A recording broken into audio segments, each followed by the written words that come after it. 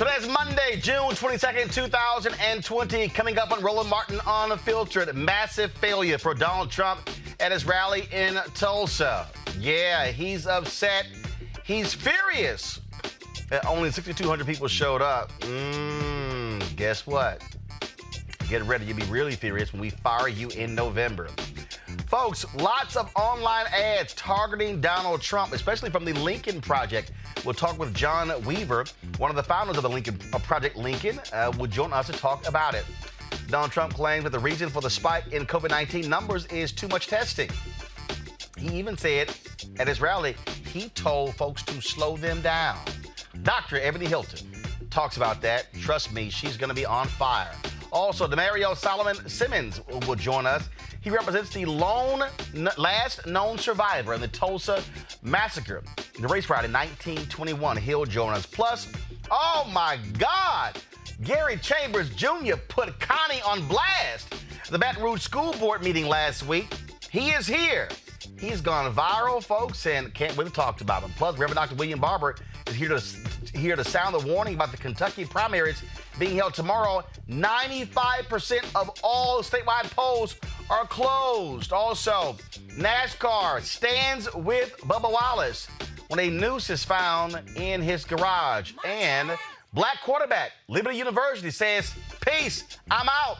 I'm tired of the racism here at my university. Take that, Jerry Falwell Jr. It's time to bring the funk. Roland Martin Unfiltered. Let's go. He's got it. Whatever the biz, he's on it. Whatever it is, he's got the scoop, the fact, the find. And when it breaks, he's right on time and it's rolling. Best believe he's knowing. Putting it down from sports to news to politics. With entertainment just for kicks, he's rolling. Yeah, it's on go, roll, y'all. Yeah, it's Roland Martin, yeah. Rolling with Roland now. He's funk, he's fresh, he's real, the best, you know he's Roland Martin now.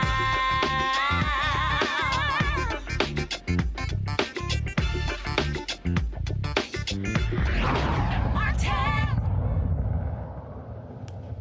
All right, folks. A number of online folks have been running these various ads targeting Donald Trump. Now, many of these organizations have been nailing him. One of those, of course, is Project Lincoln. They have been getting under Donald Trump's skin. Of course, he's really upset after this weekend when he had his so-called big rally in Tulsa, Oklahoma. 19,000-seat venue, but it was only a third field. And boy, his camp is blaming protesters for blocking the entrances. They even, of course, you even had these teenagers these K-pop folks who also got themselves a bunch of tickets to boost up the numbers and making them think they actually had 1 million requests. Boy, this has been pretty hilarious. And so Project Lincoln put together these videos. Watch this. They've been really ticking Donald Trump off. Before Donald Trump comes to Tulsa, remember what real leaders sound like. Now is the time to rise from the dark and desolate valley of segregation to the sunlit path of racial justice. Too often we honor swagger and bluster and the wielders of force. Too often we excuse those who are willing to build their own lives on the shattered dreams of other human beings. Now those who divide speak. And I say segregation now, segregation tomorrow, and segregation forever. I agree that looters ought to be shot, yes. On sight? On sight. The Negro and white citizen of this state are against the breakdown of law and order. You have to dominate the streets. Please don't be too nice. Very fine people on both sides. When you hear leaders speak, you know who they are, who they represent, and what kind of America they'll create. The Lincoln Project is responsible for the content of this advertising. Hey, Donald, your campaign manager told you 1 million fans wanted to come to your first big rally. Turnout in Tulsa? A dud. You've probably heard this before, but it was smaller than we expected. It sure wasn't as big as you promised. Honestly, we're not surprised. We've seen that you're shaky. Can't keep your polls up. And it's getting worse. You talk a big game. The event in Oklahoma is unbelievable. The crowds are unbelievable. They haven't seen anything like it. And can't deliver. Sad, weak, low energy. Just like your presidency. Just like you. The Lincoln Project is responsible for the content of this advertising.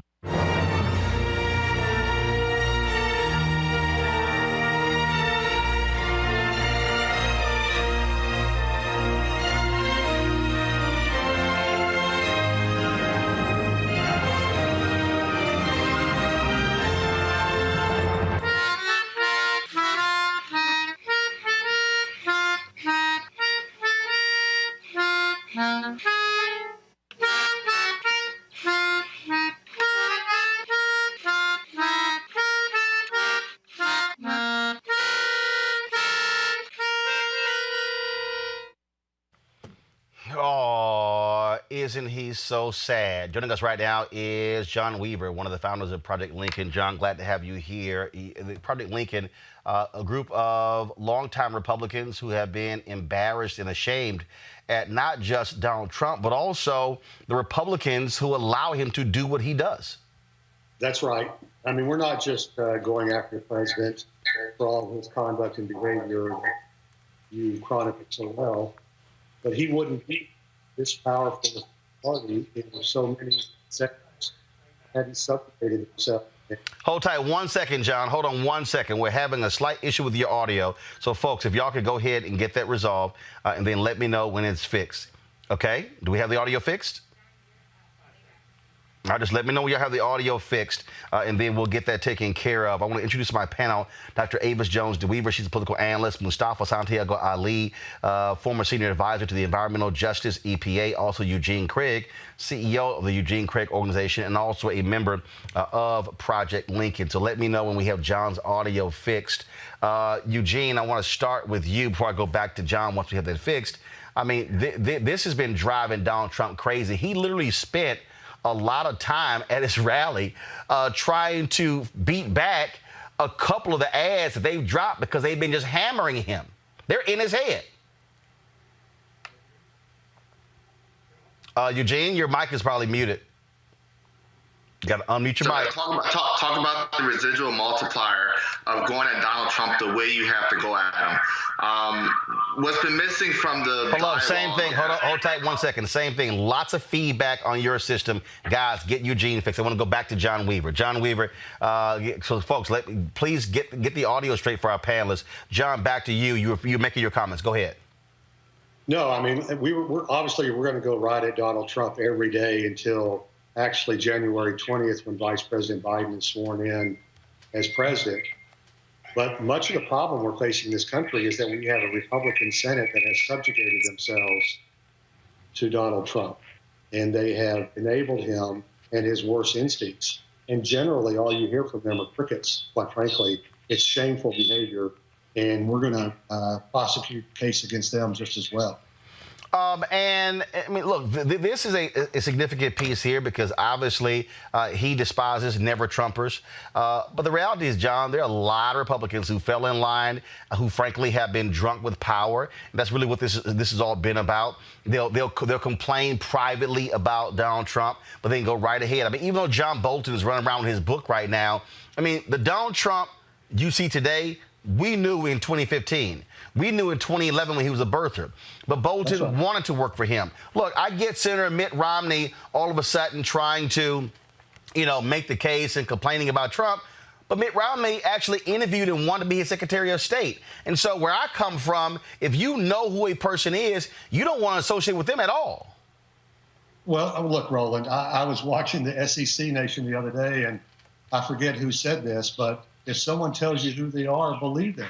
Don't try to convince yourself that that there's somebody else. And like you, I fought against Donald Trump since he first arrived on the political scene. And I knew he was a racist and a fraud and a jerk. And unfortunately, I think partly out of careerism and cowardice, the Republican Party rolled over for him. He only wanted to rent it. He treats the Republican Party like it's a rented car. And they still subjugate themselves to him. But from our viewpoint, because it is our party that has rolled out the carpet for him and allowed him to roam the countryside like a zombie from Out of the Living Dead, we have an obligation to fight back, and not just against him, but against the people who allowed this to happen. Well, especially when you look at Senator Lindsey Graham, who had all these things to say about Donald Trump when he was running, and now all of a sudden, oh, he's just fabulous and he's wonderful. And then you have, of course, Mitch McConnell. All he cares about are confirming judges, and he'll do whatever. And then what happened to the Freedom Caucus, the so-called, fiscal conservatives? They've said nothing about the exploding debt that has happened as well. I mean, all of these people who were so-called principled, including what I call these fake conservative evangelicals, who support this guy. Well, as you and I both know, and I think we've talked about it before, much of the evangelical movement is based on race. And I'm probably going to get in trouble for saying that, but that is indeed the case. And he didn't just take their courage or their spine. With a lot of these Republican office holders, I think he holds their testicles in a jar on their desk. I mean, what are they afraid of? Being tweeted at? What are they going to tell their children and their grandchildren during this time period what they did?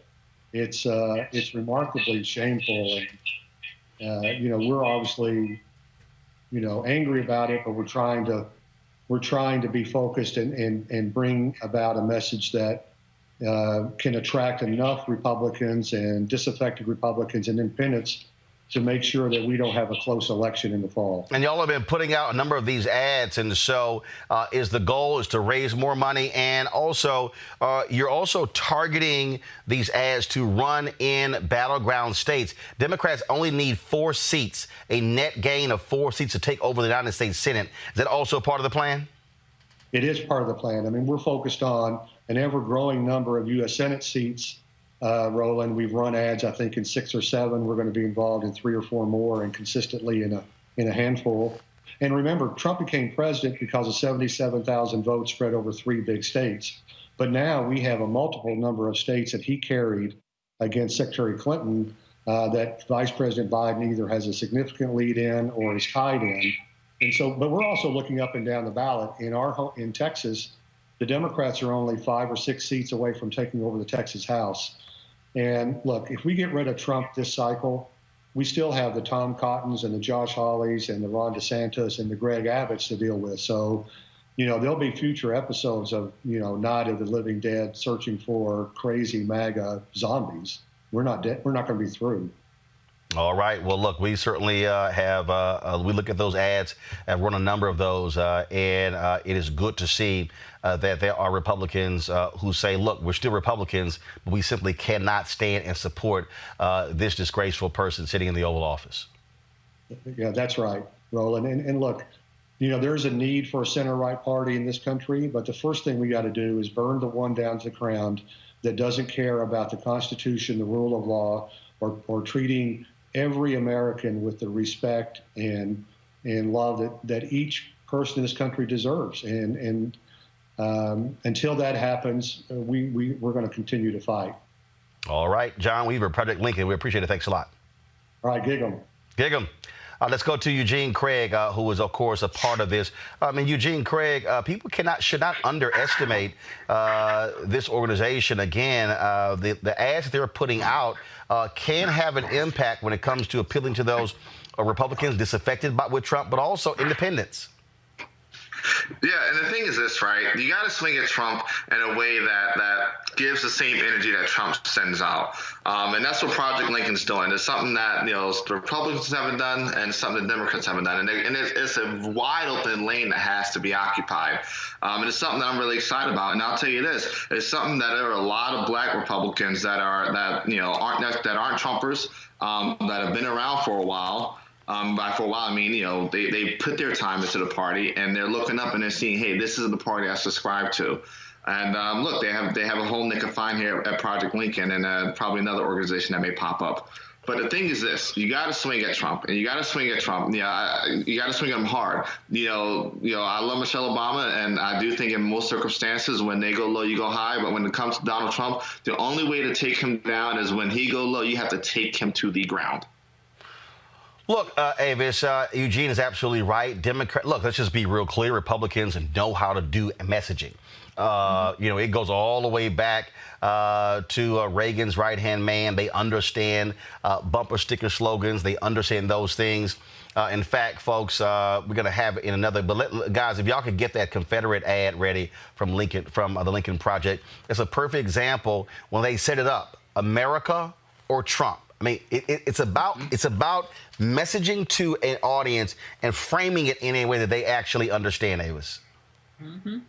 It absolutely is. I have to say, I love Lincoln Project. I'm like their biggest fans. I'm already looking for the next commercial to come out, specifically because of not only how they frame and how clear and stark their messaging is, but they understand the importance of visual. They understand the importance of innuendo. You know, if you look at, for example, the particular ad, that one of the ones that you showed just a few minutes ago, where they are talking about him coming back home after the Tulsa rally, and they're, you know, making references, quite frankly, to his manhood being less than what one might have thought, given his vocalizing about it. I mean, they are directly not just attacking him as a politician, as a president, but they're attacking his manhood. Why do I like that? I like that because I agree with what Eugene says. You have to hit this person the way he hits. You have to take him down. You have to really just get at his self-esteem in essence. I mean, you got to play rough. You got to play hard. And the thing is, the Democrats, why are we like, we're like, what, about 48 hours away from the Tulsa event, and I've not heard anything from the Democratic Party about that. But Mustafa, that's not Democrats. I mean, look, let's just cut to the chase. Democrats want to play nice. Democrats want to do things in a fair way. That's what they do. They also, I mean, yeah, you're absolutely right. I mean, these folks put that thing together. Matter of fact, they've dropped 2 ads in 48 hours, okay? 2 of those ads we ran, the first one ran before Tulsa. The other 2 ran after Tulsa. That's how you have to be in the news cycle. You have to be quick. You have to respond quickly. And you're absolutely right, Mustafa. I don't understand why I'm not seeing these ads come from the DNC. I don't understand. I mean, first of all, the Biden campaign, they've been very good with their ads, but you need other entities. What about all these damn progressive organizations, all the millions and millions and millions that they're spending, okay? You know, where's their rapid response ads where they're able to go viral online when you're talking about 6 and 8 and 10 and 15 million folks watching them? And so, thank goodness the Lincoln Project. Now, look, again, folks, the rally is, are they Republicans? Yes. At the end of the day, look, some folks who were your enemy last week could be your enemy this week, because if you've got a like-minded enemy, fine, you both take them out, and then you can fight with them next year, but you take this one out right now. But yeah, Democrats had better understand, forget that Michelle Obama stuff, when they go low, we go high. No, when they go low, you go lower. Yeah, you know, way too many Democrats, they're sort of like they're a Grey Poupon instead of keeping it real and keeping it gully.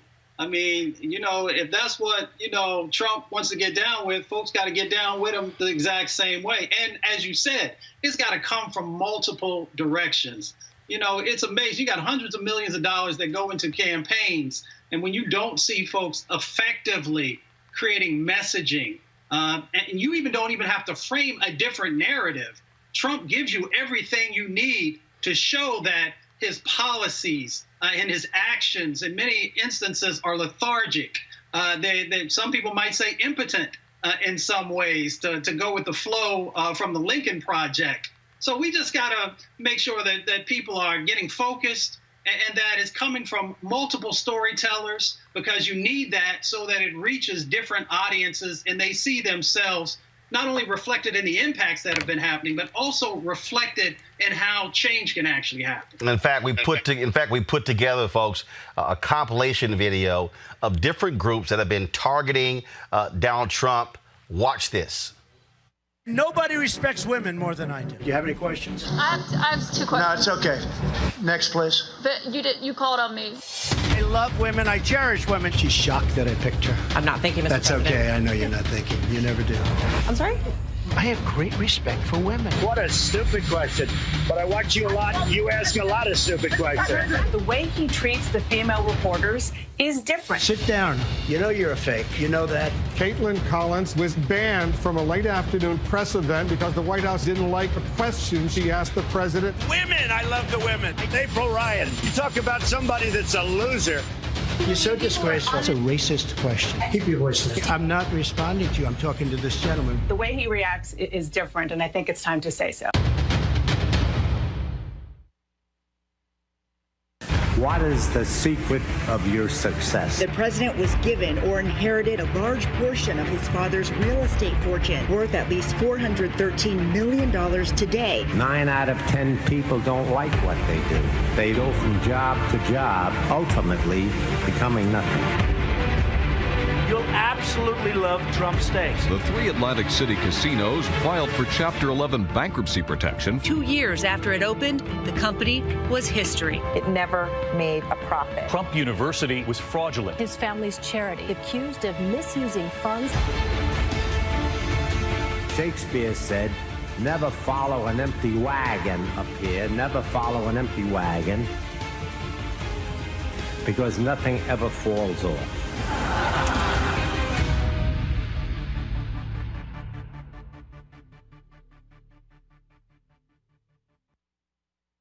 Donald Trump is playing pretend again, saying he's the one to take on China.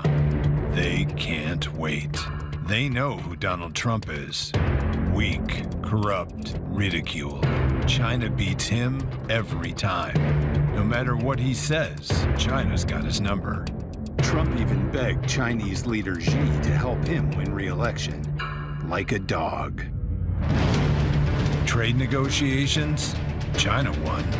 Trump's tariffs, they laughed as Trump hit American families with higher taxes. Trump's trade war, farms and small businesses went bankrupt. China's military, expanding without American leadership in the region. President Xi, Trump rolls over for China's president every time. Is it Ivanka's secret deals in China? Is it the $250 million debt Trump owed the Bank of China? It doesn't matter, because when it comes to Trump, China can't lose. The Lincoln Project is responsible for the content of this advertising. Now, the general says, sir, we can now leave the stage. I say, great, General, let's go. I'll follow you. And he goes like this, right here, sir. I said, General, there's no way I can make it down that ramp without falling on my ass, General. So I said, is there like something else around? Sir, the ramp is ready to go. So now I have a choice. I can stay up there for another couple of hours and wait till I'm rescued. Or I can go down this really steep, really, it's an ice skating rink. It's brutal. So I said, General, get ready, because I may grab you so fast. Now he's standing there, big, strong guy, and he's got these shoes, but they're loaded with rubber on the bottom. Because the first thing I did, I looked at his shoes. Then I looked at mine. Very, very slippery. So I end up saying, okay, General, let's go. I will only grab you if I need you. And the stage was higher than this one. And the ramp was probably 10 yards long. This was a steel ramp. It had no handrail. It was like an ice skating rink. Ladies and gentlemen, the Vice President of the United States.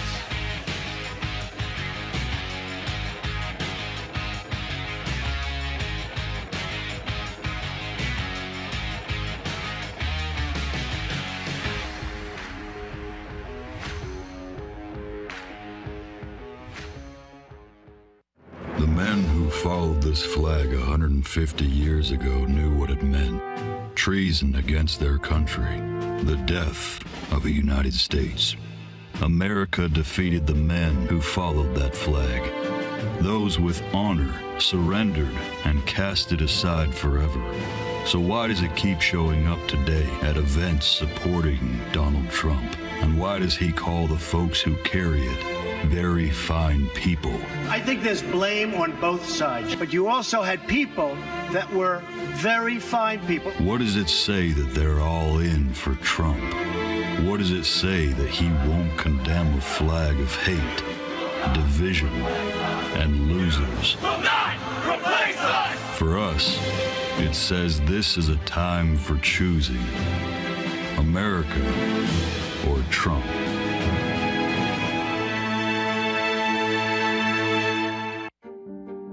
Is this who we are? Is this who we want to be? Is this who we want to pass on to our children and our grandchildren? Fear, anger, finger pointing? Or do we want to be the America we know we can be? The America we know in our hearts we could be and should be. You know, I've said from the outset of this election that we're in the battle for the soul of this nation. American history isn't a fairy tale with a guaranteed happy ending. The battle for the soul of this nation has been a constant push and pull for more than 240 years. In some of our darkest moments of despair, we've made some of our greatest progress. We stand together, finally as one America, we'll rise stronger than we were before. I'm Joe Biden, and I approve this message. Again, you might say those are petty ads, Eugene, but this is what you got to do to Trump. You got to sit here and you got to be petty with him because he's petty. How the earlier season of Game of Thrones was.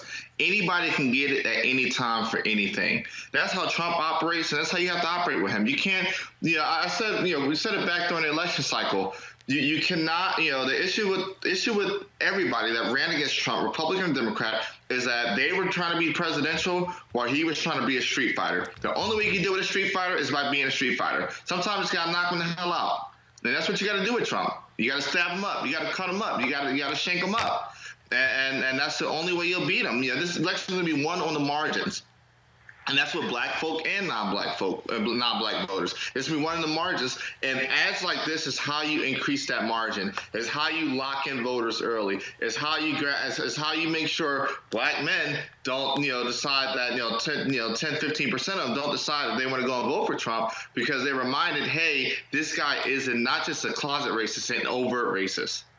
And not only that, of course, viral videos are critically important. Over the weekend, a 3-minute video of activist in Gary Chambers out of Baton Rouge, Louisiana, went viral. Millions of people saw him snap it on Connie. Watch this. So I had intended to get up here and talk about how racist Robert E. Lee was, but I'm going to talk about you, Connie. Sitting over there shopping while we talking about Robert E. Lee. This is a picture of you shopping while we talking about racism and history in this country. Only white members of this board got up while we were up here talking too, because you don't give a damn, and it's clear. But I'm going to tell you what the slaves, my ancestors, said about Robert E. Lee, since you don't know history, sister. Let me tell you that they said when he got the plantation, after he got off the field where 27,000 people died at Gettysburg, Connie, Robert E. Lee was a brutal slave master. Not only did when he whooped the slaves, he said, lay it on them hard. After he said, lay it on them hard, he said, put brine on them so it'll burn them.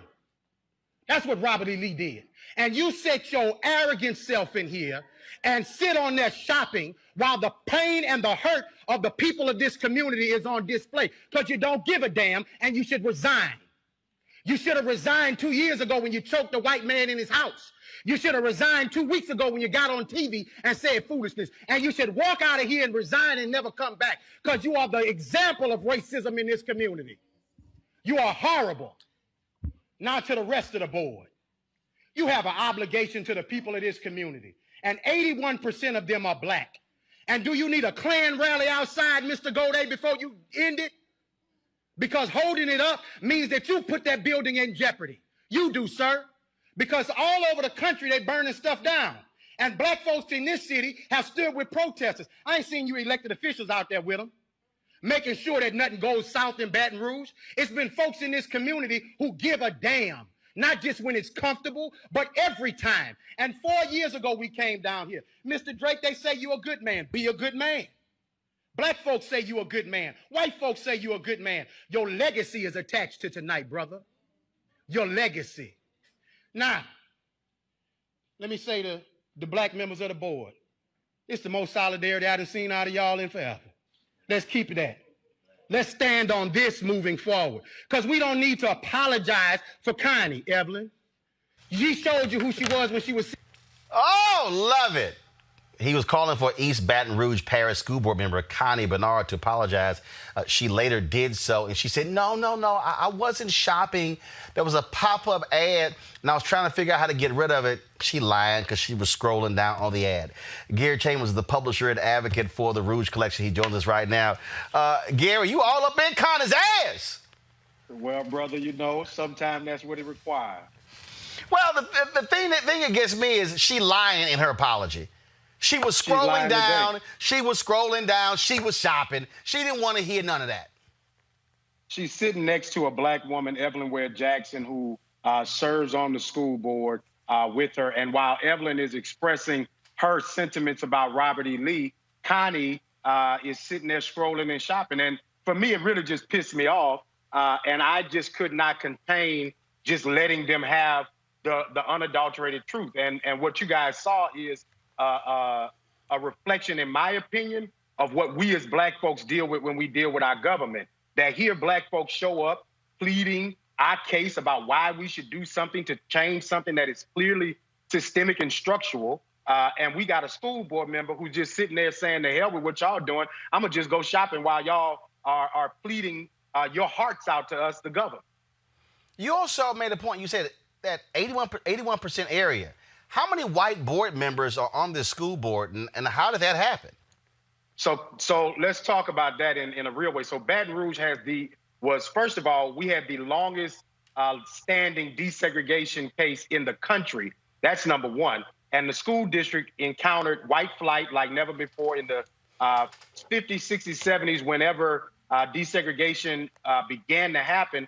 Catholic schools and private schools started opening in Baton Rouge. And so white folks left the system and they never came back. And so now the school system is 81% black. The city of Baton Rouge is 56% black. We have parishes rather than counties. So our parish is 47 and 47, yet our school board is a 9-member board with 5 white Republicans and 4 black Democrats. Our city council, Roland, is 12 members. It is 7 white and 5 black in a city that is majority black. And so it's extreme gerrymandering. And so it's important that we take the census as black folks so that we can get more seats.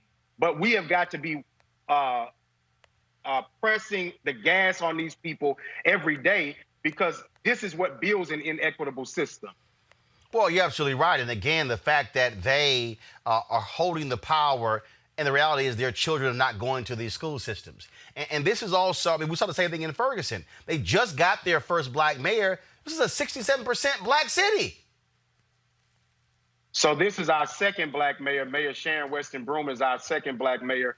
But we have watched inequities, whether it is DBEs, disadvantaged business enterprises. I started advocacy about 5 years ago as a small business owner. I was watching how white-owned companies were getting 98 and 97% of the contracts in the city of Baton Rouge, and the Baton Rouge Area Chamber was in support of Baton Rouge being a thriving and growing place, and the chamber still being silent about Connie Bernard resigning, and that breeds a culture of division. It breeds a culture of inequity and a lack of progress. And if we are not, as you say, on their ass, right, then we will continue to have a foot up ours until we demand that they do something different. And it's about the money. That at the bottom line, it's about the money. I keep telling people, when Maynard Jackson, when he ran for mayor of Atlanta, African Americans were getting 0.0012% of all city contracts.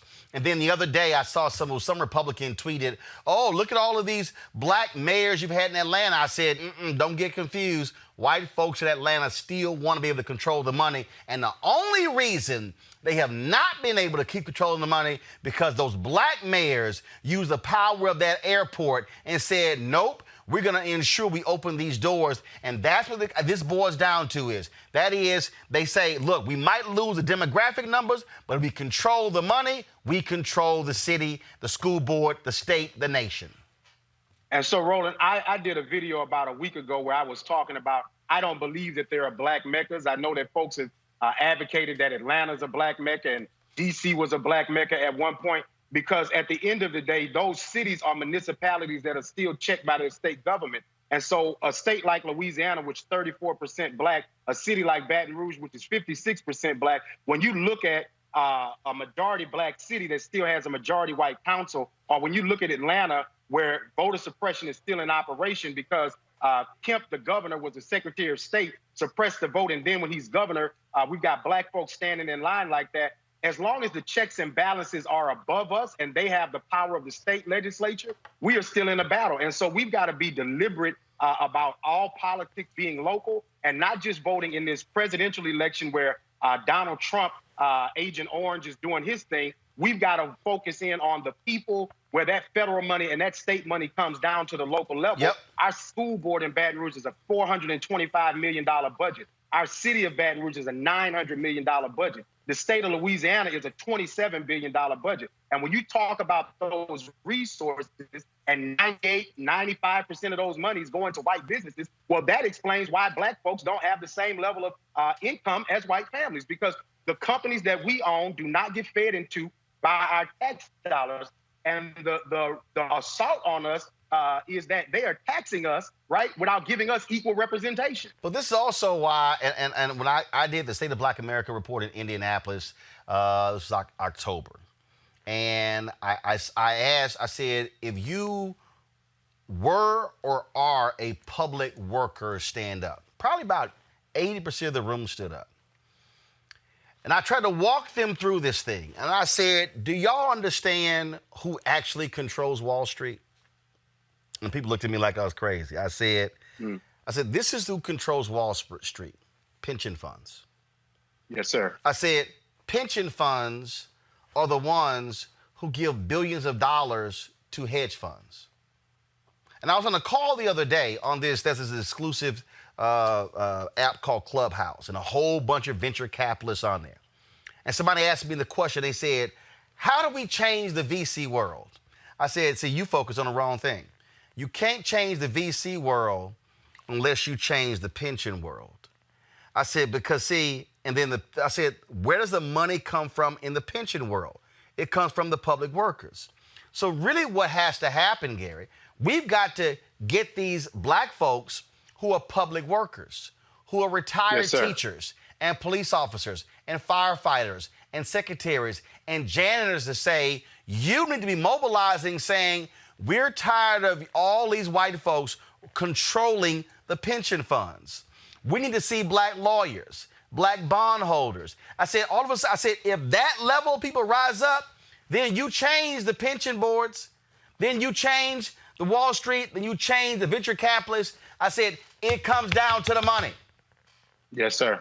And it starts at the grassroots level is what you're talking about. It starts at the local level because that's where we have the rubber meets the road. And if we stand up and use our power, we can effectuate change all over this country. I think we see it happening. I think that there is, I would say it like this, Roland. We don't all wake up at the same time in the morning, and all black folks don't become woke at the same time. But I do believe that the things that are happening in this country are waking some of us up. Our young people that are showing up in the streets protesting consistently and agitating against the police. Well, the longer that a police officer stays on the clock, I know you may think he's getting paid overtime, but he can't go home to his family and sleep. And in a COVID environment where cities' budgets are stretched, you're going to stretch that city's budget even further. And so we've got to be deliberate in every area. And what your suggestion is, well, those that have retirement plans and pension funds, you do your part at your level. Maybe your level isn't getting in the streets, but it's getting on the phone with your public officials and saying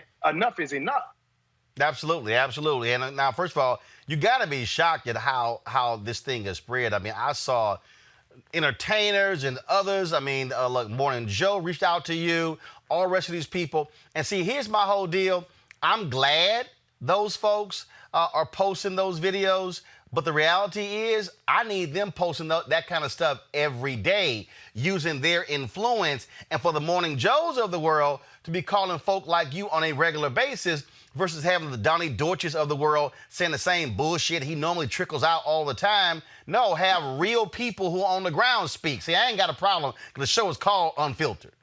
I appreciate it, brother. You know, I quoted Pimp C this morning on Morning Joe because, you know, we out here we out here, they rapping about it, and we out here paying the price. And everyday advocates all over the country are doing their part on the local level. And so when I saw the shout out from LeBron James, man, I had to go and check it out and find out, was it real for myself. Somebody sent me the screenshot. I was like, this can't be real, because folks like me on the local level, we don't get to have these types of conversations. Right. We're fighting this fight every day. And so if I could, I would just say to LeBron, to Miss Ava DuVernay, to all of those people, call me and let's have a conversation about how we mobilize your resources and your influence on a local level all over the country. 55% of Black folks live in the Deep South. Let's take the South over and create a new Black South. I'm about that, but I think that we've got to realize that there are those of us who do this work on a grassroots level that can lean information in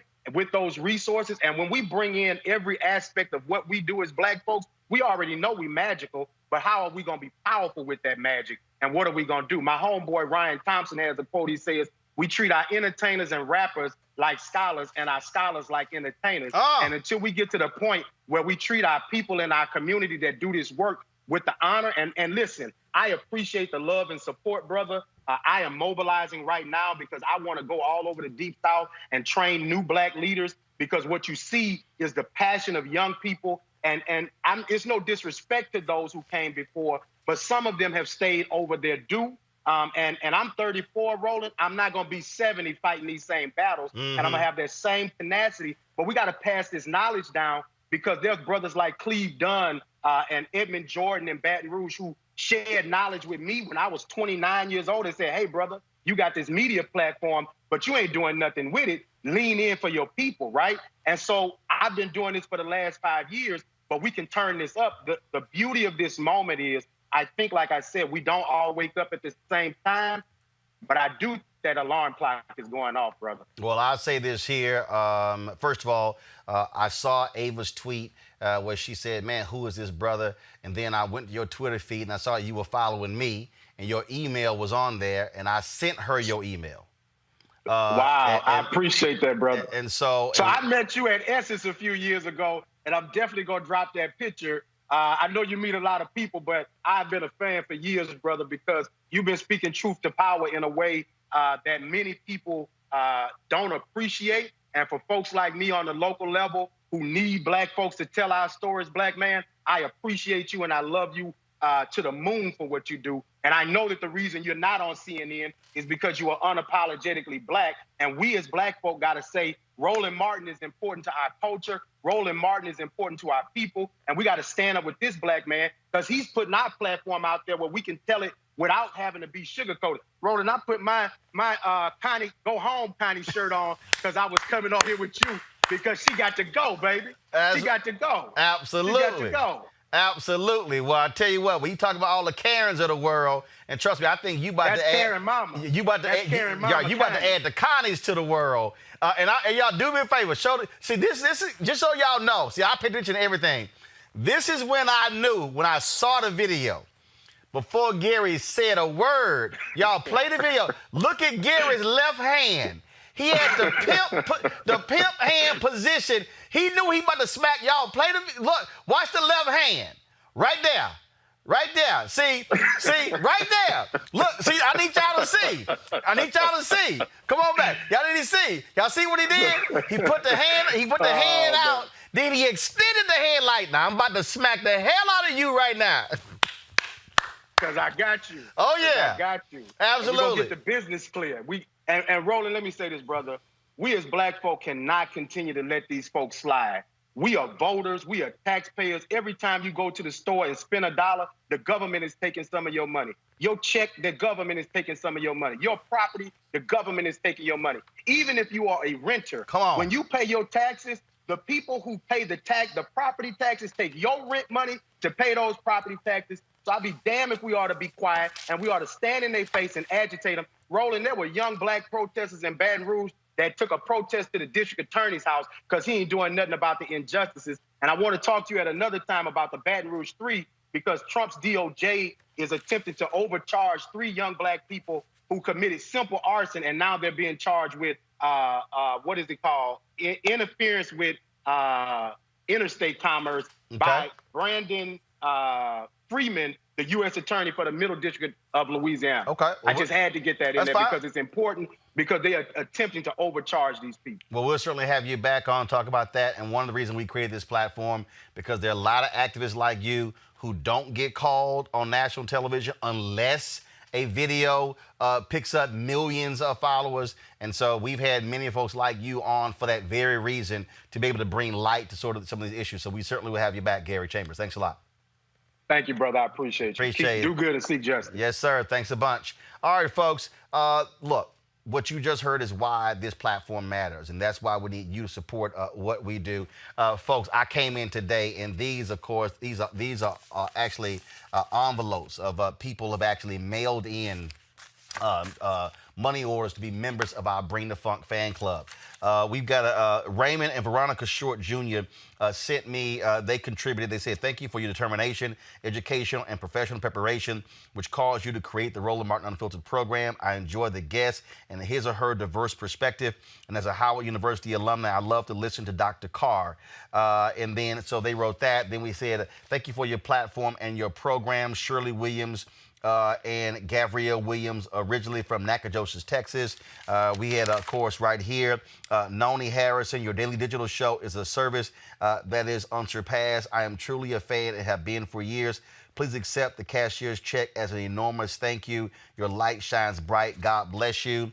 Another letter here. This is from Bonita Briggs. I love your show and all that you are doing to keep us informed and educated on the happenings of our time. I wish I could afford to donate more, but this is the best I can do at this time. And Bonita, we appreciate no matter what size the donation is. Also, I just want to read just a couple of more. I'm so happy you are back on the air. Thank you for your, there was no name on that one.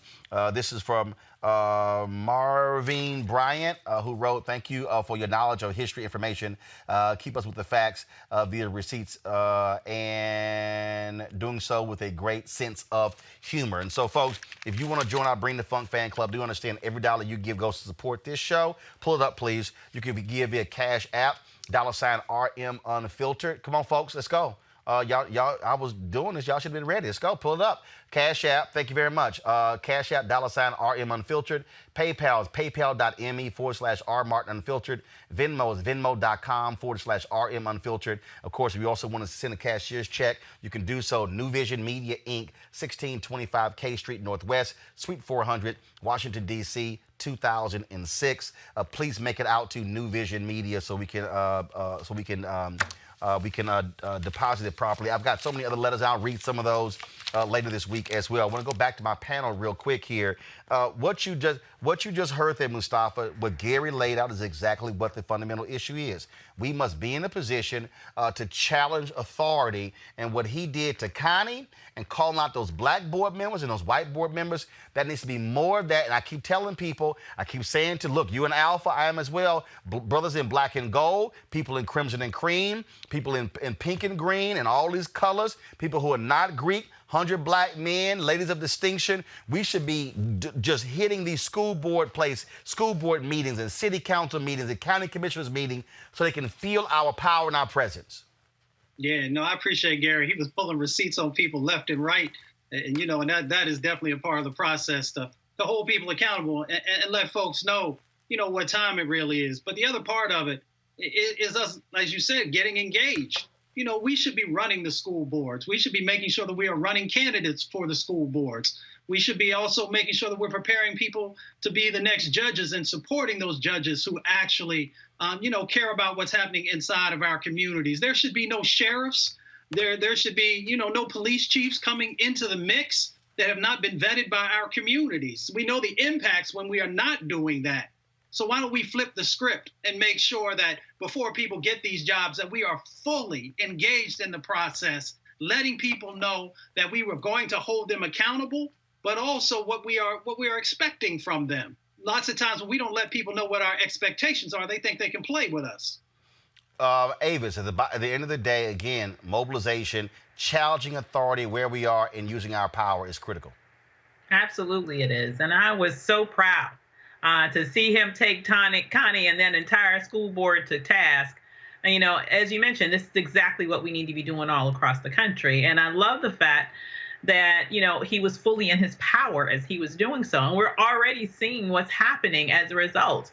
I mean, she's having to come back and lie about the apology. But the bottom line is the specific issue that he was talking about. I can guarantee you that the name of that high school is going to change. I can guarantee you it's going to happen.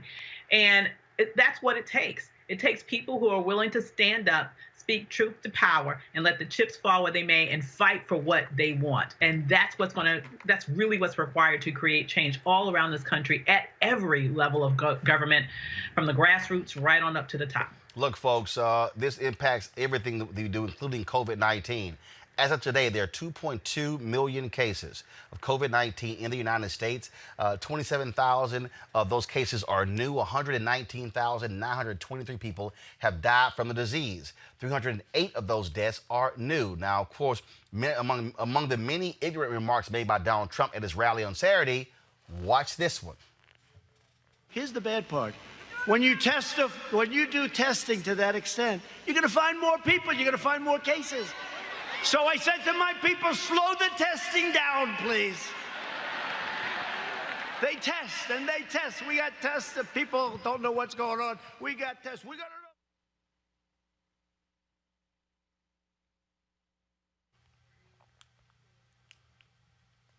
know. Now, after the rally, the Trump campaign said, we were just joking. Eugene, who the hell jokes about something that has killed nearly 120,000 Americans? That's not a joking matter. And this is coming from the alleged most pro-life president ever, right? The one that now can account for 122,000 deaths, which very well may go up to 200,000 deaths by the time the election rolls around here. You don't joke about something like that, and then you also don't lie about it. President Trump and Vice President Pence were asking the governors to go out and lie and say, the issue is that we're doing more testing, so the rates are going up. Well, that doesn't account for the hospitalization rates or the death rates. And so the thing is this. When Donald Trump asks Black America, what do you have to lose? It's literally your life. Literally, when it comes to COVID, when it comes to the racial tension in the country right now, it's literally your life. Our community is more susceptible to it and has a disproportionate death rate. And look, and the thing is this, it could have been preventable. They could have came out in March and in February, March said, hey, everybody mask up. They could have in February, March, started deploying tests and figuring out, where to procure them and get them out there to help save lives. But what this president did was he discounted the virus, tried to racialize it. And then on top of that, delayed his response to it. And now we're seeing 122,000 deaths. And he thinks it's okay to get up at a rally and joke about it and joke about the slowing down, because that's what he thinks helps him politically. I mean, that should be a call to arms for every single person to make sure they vote in November. Dr. Ebony Jade Hilton, she's Associate Professor of Anesthesiology and Critical Care Medicine at the University of Virginia and Medical Director of Good Stock Consulting, LLC. We also saw over the weekend where D.L. Hughley announced that he also has COVID-19. We're trying to get Ebony's audio fixed. Folks, let me know when we actually have her audio. And for the people out there, look, I get people are running around and they are wanting to go to bars, and they want to go to pools, and they want to go out and do all these sort of things. But folks need to understand that this thing is real. DL was performing over the weekend. He collapsed on stage. They initially said dehydration. This is a video that he put out this weekend. Hey, it's me, D.L. Hughley. I'm just being released from St. Thomas Hospital in Nashville. I want to thank them for taking such good care of me. I want to thank you all for your well wishes and your prayers, and you comedians who called and said such evil things when I was scared to death. Thank you too. I really appreciate it. Thank you, everybody, for your prayers and well wishes. When I came, I was being treated for extreme exhaustion and dehydration, which I was very dehydrated, but it turns out they ran a battery of tests, and I also tested positive for COVID-19, which blew me away. I was what they call asymptomatic. I didn't have any symptoms that, other classic symptoms I didn't have, flu-like symptoms I didn't have, shortness of breath I didn't have, difficulty breathing I didn't have, a cough I didn't have, a low-grade fever. I still don't have a fever. I didn't have a loss of smell or taste. Apparently, I just lost consciousness. So, in addition to all the other stuff you have to look out for, if your ass pass out in the middle of a show on stage, you probably need to get tested. So, I am going back to my hotel room to quarantine for 14 days. And, well, thank you for your prayers and your well wishes. And a few more of them wouldn't hurt. So hopefully I won't develop symptoms. Maybe this is as bad as it gets and I'll just pass out over and over again, or not. But thank you. I appreciate your thoughts and your prayers, and they did not go unnoticed or unfelt. Thank you. So I said to my people, slow the testing down, please. The government's initial response to the pandemic has cost American lives. Trump himself ignored warnings about the virus, making the U.S. slow to react. Dr. Anthony Fauci admits government inaction may have cost American lives. If we would have done more sooner, more people would have lived. Started mitigation earlier, you could have saved lives. There was a lot of pushback about shutting things down back then. So I said to my people, slow the testing down, please. Dr. Ebony Hilton, that surely has to piss you off that this man stood there and then came back and said, oh, no, I was joking. Right. I mean, it's absolutely insane. And even when he says, this whole slow the testing down, yes, we performed 28 million tests in the United States, but that all depends on how many people you actually have living in your country. So we have 320 million people living in the United States. So we compare that to how we rank worldwide. We rank 26 as far as how many tests we've tested per million people. So you can't clap for yourself if you're 26 in the world. Well, again, but not only that, the reality is he has previously said on numerous occasions that, we keep having these numbers showing an increase because we keep testing. That's the point of testing. Okay, D.L. Hughley now knows he's walking around with COVID-19. Right. That's why you test. Right, exactly. And like I said, on Twitter, I wish D.L. Hughley the absolute best. And I also wish that everyone in the audience to go get tested for COVID-19 now. They also need to self-isolate. Like I said, we're 26 in the world as far as testing, but we are actually 9th in the world as far as how many people per 1 million people that we've had die from COVID-19. We're number 1 in the world for total number of cases of COVID-19 and total number of deaths for COVID-19. But Donald Trump, we already know that he doesn't make sense when he talks every day, but particularly when you're talking about in a pandemic that you're testing too many people and that you should slow down. I think the example he gave was that a 10-year-old had the sniffles, that they don't need to get tested. And I'm like, you're talking about a 10-year-old kid. He just has no bottom. Well, again, though, but see, remember early on, remember when he did not want the folks coming off the cruise ship because he said that would increase our numbers of positive tests in the country. He doesn't want to see the bad numbers. And so now, I was just joking. No, I don't think he was joking. I think he absolutely put the clamps on it.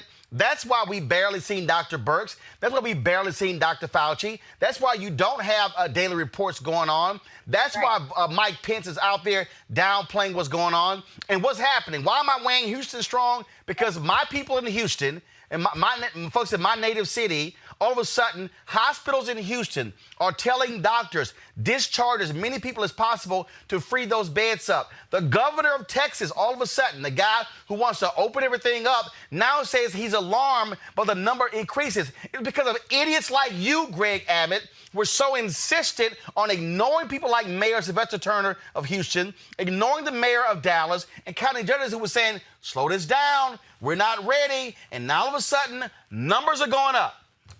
And Texas is not going to be alone because, in America, we like to stick together. We're united. So they're going to be united with Florida. They're going to be united with Arizona. They're going to be united with South Carolina. All those states have at least 300 to 600% increase in their number of cases since opening up their economy.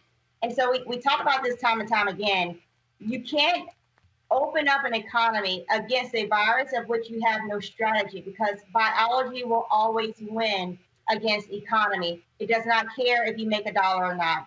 And so until we have testing, tracing, and treatment in place, we're going to be in this constant battle of, did we open too soon? And now what do we do? And so we're seeing in Miami, they're already talking about having to close back down. In Houston, they're going to have to start closing back down. This is not going to be a unique situation.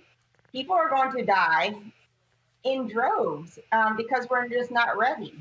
This is an interview today with Joe St. George of Scripps Television at the White House, where he specifically asked Trump. Now, remember, he made the comment on Saturday. His aides came back and said, oh, no, he was joking. They went out on national television. But here is Trump answering the question. Listen very closely. On Saturday night, you said that you told your staff to slow the testing down to improve the numbers. Does that mean someone watching this right now on their local news is not going to get a test because you asked your staff? We do more testing than any country in the world by far. 25 million tests. Other countries do 1 million. Every time you do a test, as you do more tests, it shows more and more cases. So we're so far advanced, both in terms of the quality and the amount. And we're doing all these tests, and it shows cases. If other countries aren't doing, or if we did slow it down, we wouldn't show nearly as many cases. You're showing people that are asymptomatic. You're showing people that have very little problem. You're showing young people that don't have a problem. But we're doing so much testing, 25 million tests. Nobody thought that was possible. But did you ask to slow it down? If it did slow down, frankly, I think we're way ahead of ourselves, if you want to know the truth. We've done too good a job, because every time we go out with 25 million tests, you're going to find more people. So then they say, we have more cases in the United States. The reason we have more cases because we do more testing than any other country by far. Ebony, did you hear an answer?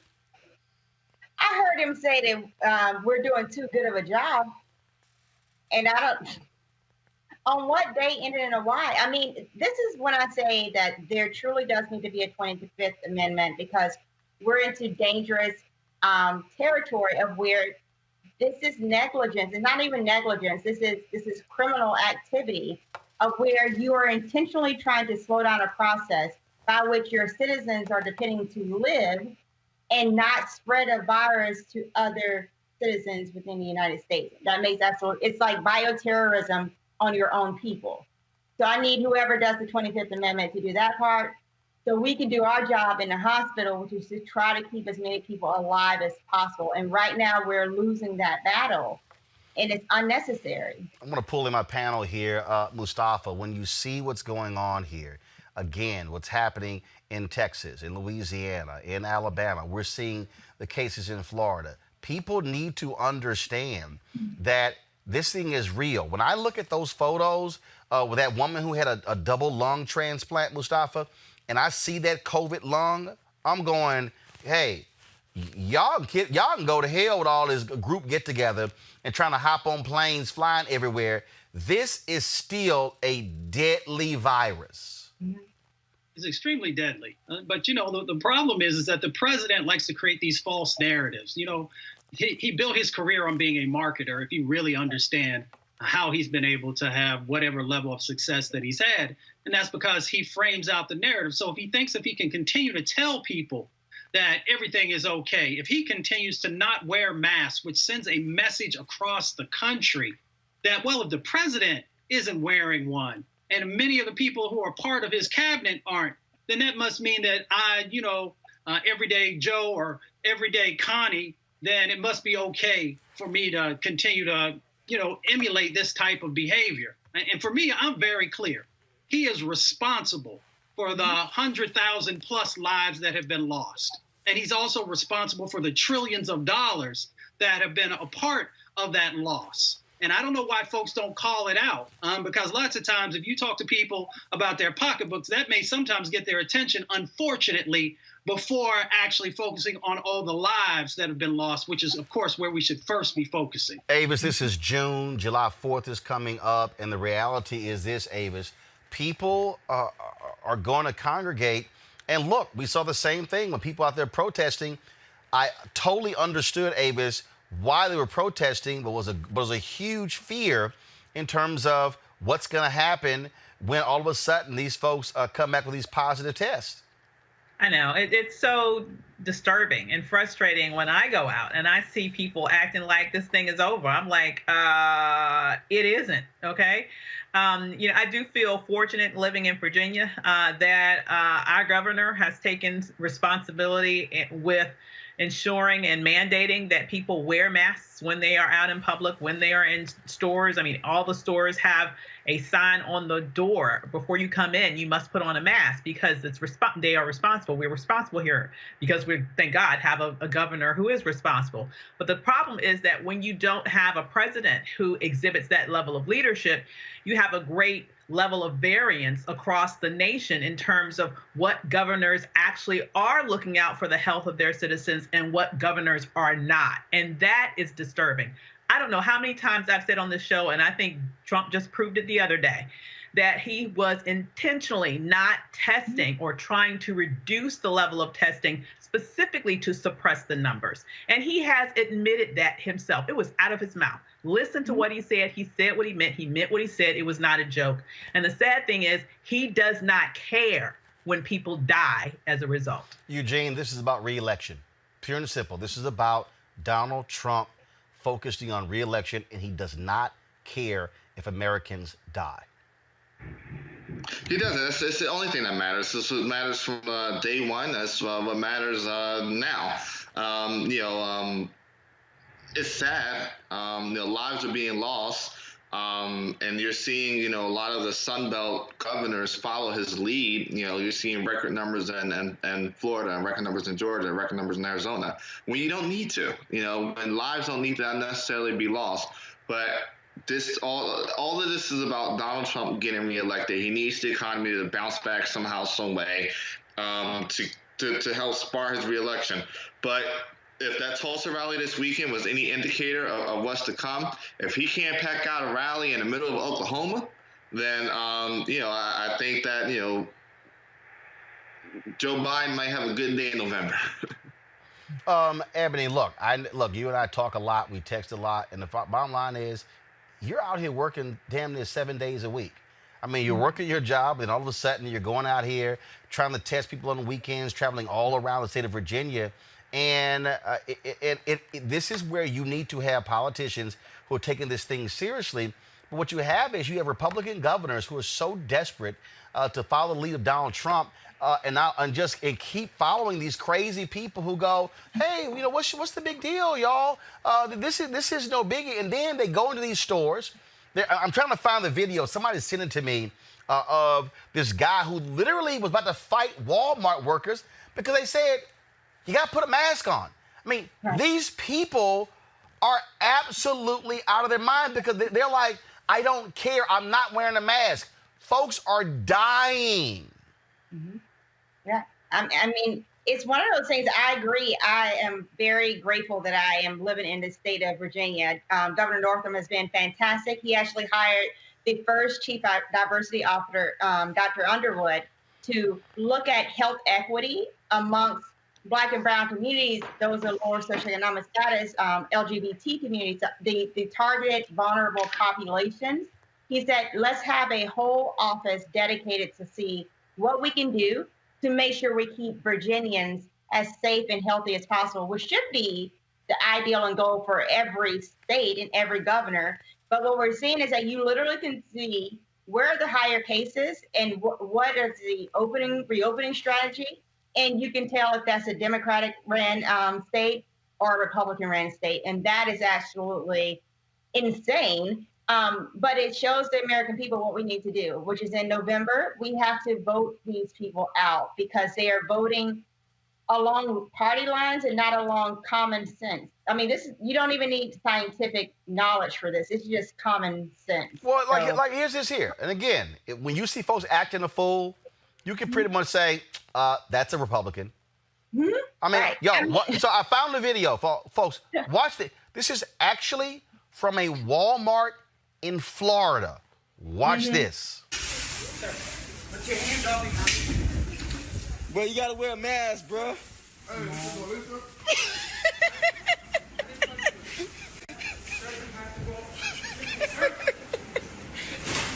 Bro, these folks is tripping, bro.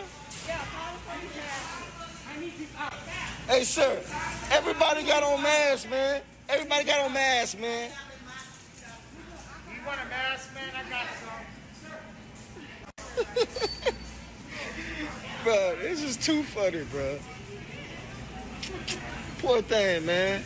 Look, he got a look at it, bro. Bro, the man doing his job, bro. Just get a mask. 5 times right there, Ebony. That guy assaulted the Walmart worker, and the guy's like, dude, you got to put a mask on.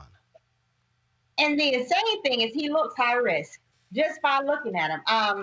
And that's the crazy thing, is when you pledge allegiance to Trump, for lack of better words, but when you pledge allegiance to someone that has no direction and literally is a narcissist, a malignant narcissist, and you know that he will do any and everything just for the betterment of him, then you should also know that he will put your life at risk. And so someone who knows full well they're older and likely has comorbidities on top of that, you are literally actively almost committing acts of kind of suicide. Like, why would you intentionally want to do that in Walmart of all places? Well, but here's the deal, though. First of all, you saw that video. He's walking in, Ebony, and that's the food section. Dude, you could be breathing on food there. And in fact, this was the video from last week, from 4 days ago in Brooklyn, New York. Again, where you had one of these crazy-ass people. And the reason I'm playing these people is because, look, after the George Floyd case, we were so focused on that. But the reality is, every day we're going to keep doing these COVID-19 updates because we are being most impacted. People are still testing positive. They're still dying. Although, because cable news is not focusing on it as much as they were, it's still happening. Watch this, y'all. This was in Brooklyn, New York.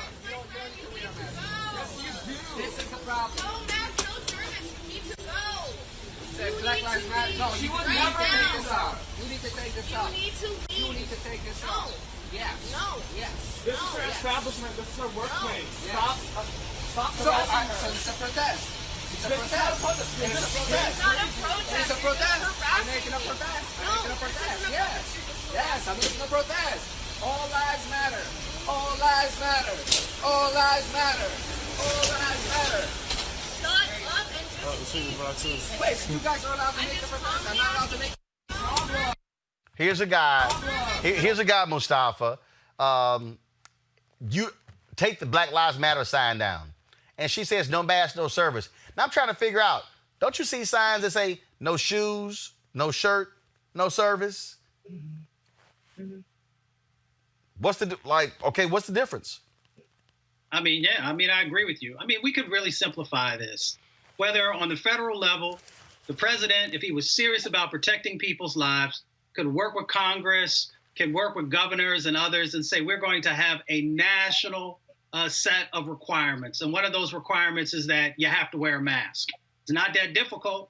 And they could also put some of these other things in place so there is consistency. You see, the president doesn't want consistency because with consistency comes responsibility. And he does not want to be responsible in this moment for anything. He wants to have the flexibility to say, well, they decided they didn't want to do it. So that's what it comes down to. We need leadership. And with leadership, he can make sure that the country is protected because everybody would be in agreement. And he would be actually showing by wearing his own mask that it is serious and that is a priority to get our country's economy going again, because we have to make sure that we are dealing with this virus. And once we had that taken care of, then we could focus on the economy. All right, then. Ebony Hilton, your last comment, please. Right. Well, with Donald Trump, I actually don't know if he's going that deep into reasons of why he doesn't. I think it's honestly, he doesn't want to necessarily be truthful about things, for one, because he doesn't know what to do, but for two, because if he does lose this election by acknowledging that he completely flopped on all of this, he can get indicted. So I honestly just think this is let me put my head in the sand. Let me hope everyone else does too, so that I can stay in office, because I can't be indicted while I'm a sitting president. But that's why we people have to be focused to say, in November, I don't care who is on a ticket and what do we have to do. We need to vote. Send in your absentee ballots. You can do your mail-in ballot now. Make those requests. Make some phone calls. Get people energized, because we cannot afford to have 4 more years of this chaos. That's it. Dr. Ebony J. Hilton, we appreciate it. Thanks so much. Thank you. Y'all have a good one. All right, we'll do. Folks, when we come back, we'll talk voter suppression in Kentucky. Huge election tomorrow. How in the hell do you have normally 3,700 early voting locations or voting locations? Tomorrow will only be 200 in the entire state. And the county most populous for African Americans, 1. That's next. Roland Martin Unfiltered. You want to support Roland Martin Unfiltered? Be sure to join our Bring the Funk fan club. Every dollar that you give to us supports our daily digital show. There's only one daily digital show out here that keeps it black and keep it real as Roland Martin Unfiltered. Support the Roland Martin Unfiltered daily digital show by going to RolandMartinUnfiltered.com. Our goal is to get 20,000 of our fans contributing $50 each for the whole year. You can make this possible. RolandMartinUnfiltered.com.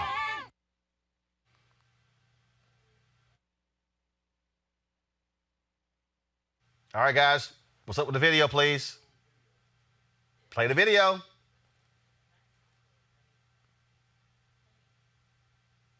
All right, there should be music to this. This is the slideshow, okay? I've only asked for the video for the past 4 days.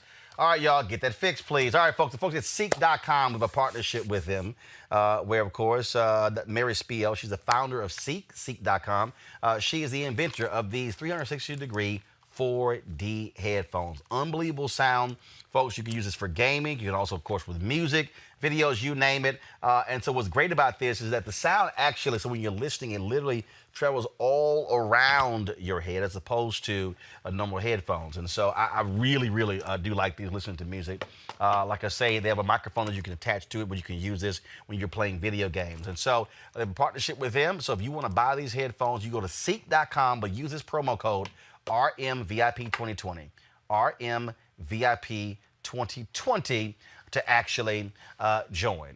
So please take advantage of that. Also, folks, don't forget, somebody hit me on YouTube earlier. They said they wanted us to put the graphic up again of our how to contribute to the Bring the Funk fan club. And so go ahead and pull that graphic up, and we're going to leave it up for about 20 seconds. So you see it right there. And so, okay, so if y'all look, some of y'all been hitting me up. So take a picture of it. Take a picture of it right now. Take a screenshot.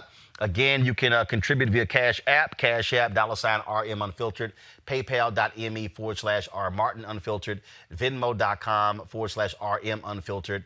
You can also send in a money order to New Vision Media, Inc., 1625 K Street Northwest, Suite 400, Washington, D.C., 2006. Leave it up right there.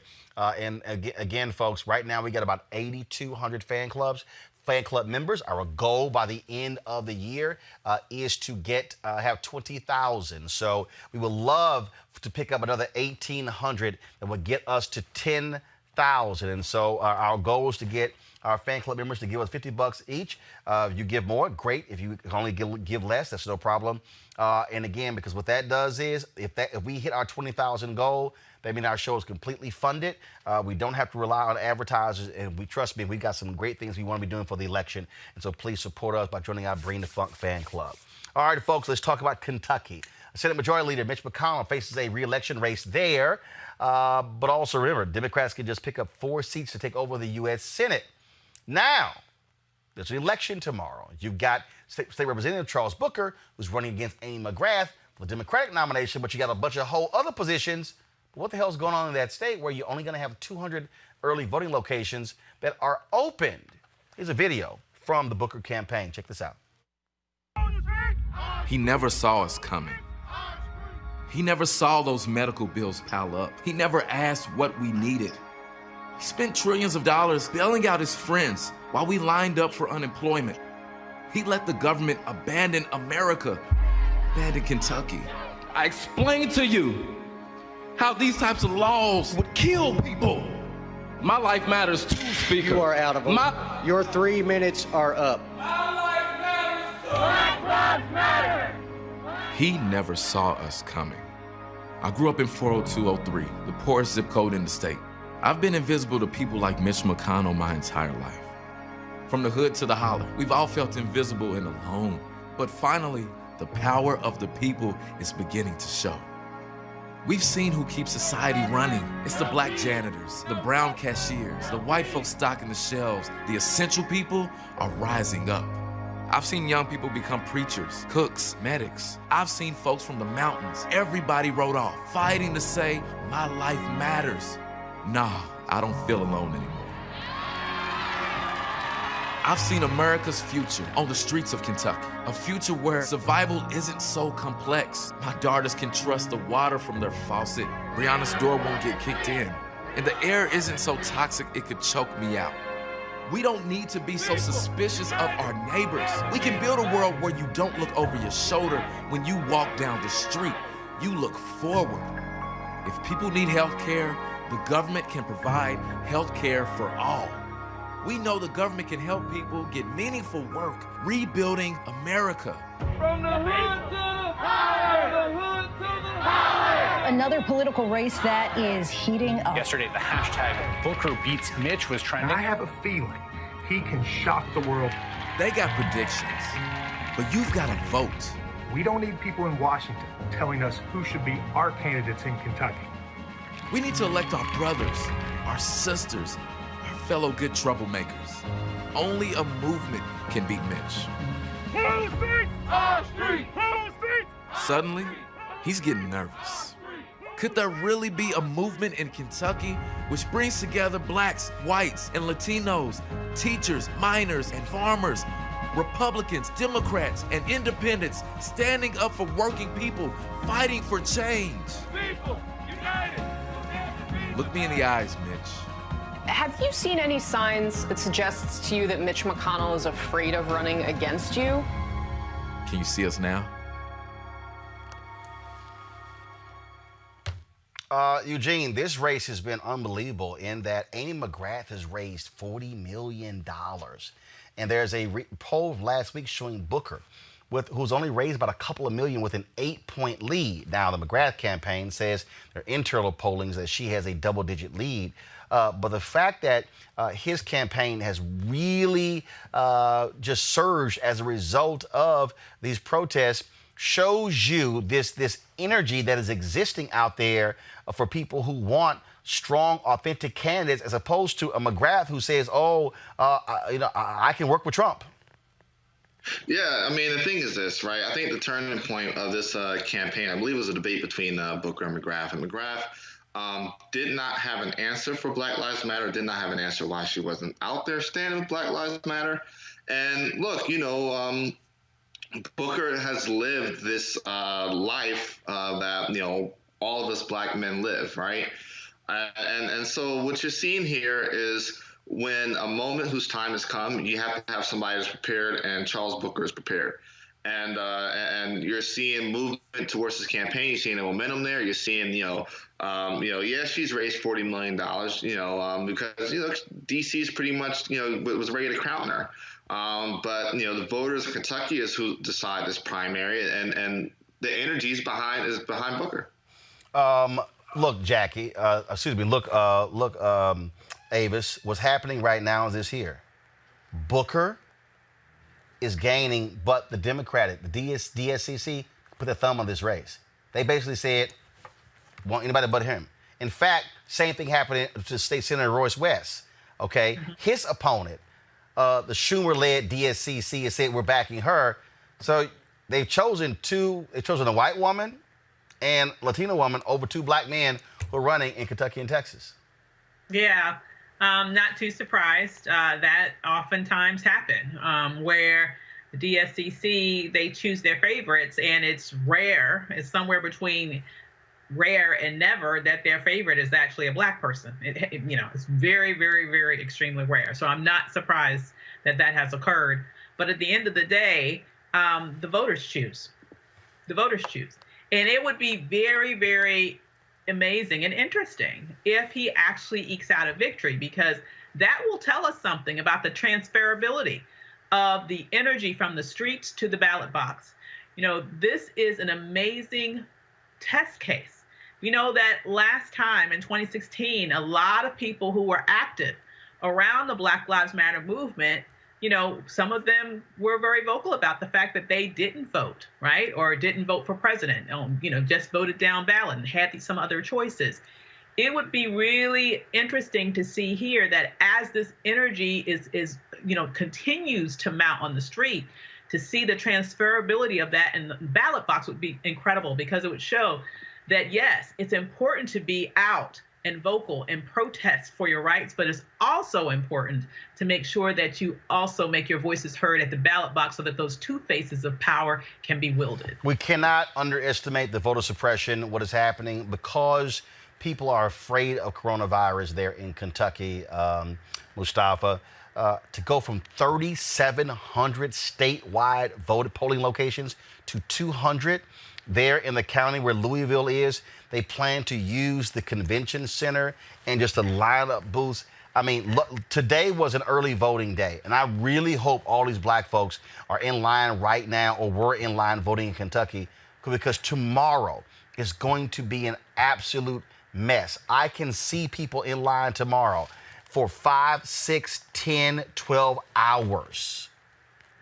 It's a dangerous situation, but I understand people's commitment to vote, and they understand how important it is. And there's a lot of people. So I have family that's in Kentucky. So folks are feeling the energy that Booker is bringing. And he's building this crazy, crazy powerful coalition of folks from the mountains and folks on the inner cities and all over. So the thing that's really curious is that folks have known we're in this COVID-19 moment, but yet they refuse to, because I had a conversation with some folks and they're like, well, a lot of the elders, who usually work at our polling booths and do it. Well, if we're in this COVID-19 moment, let's get younger people, let's get middle-aged folks, who are trained up and are protected to be able to make sure that we have, these polling locations open. Of course, we all know that this is a part of the game. That when you can manipulate this, you can manipulate the turnout. And there may even be something more nefarious, which I hope there isn't, in the sense that having all these folks of color pushed into a smaller location and it being exposed to things. So I hope that that's not it. So we're not going to put that energy out there. But they could make sure that they're doing much better and making sure that there are the opportunities for folks to vote. And, we'll have to just see how it all turns out. Joining us right now is Christian Clark, who leads the Lawyers Committee for Civil Rights Under Law. And Christian, on that point, look, my parents are 73. They've worked polls for decades. And yeah, I'm greatly concerned with there's a runoff coming up in Texas with the case with State Senator Royce West, but you also have November. I mean, that is legitimate. But Kentucky had enough time to prepare for this, to go from 3,700 to less than 200. I mean, that's not even 10% of your polling locations.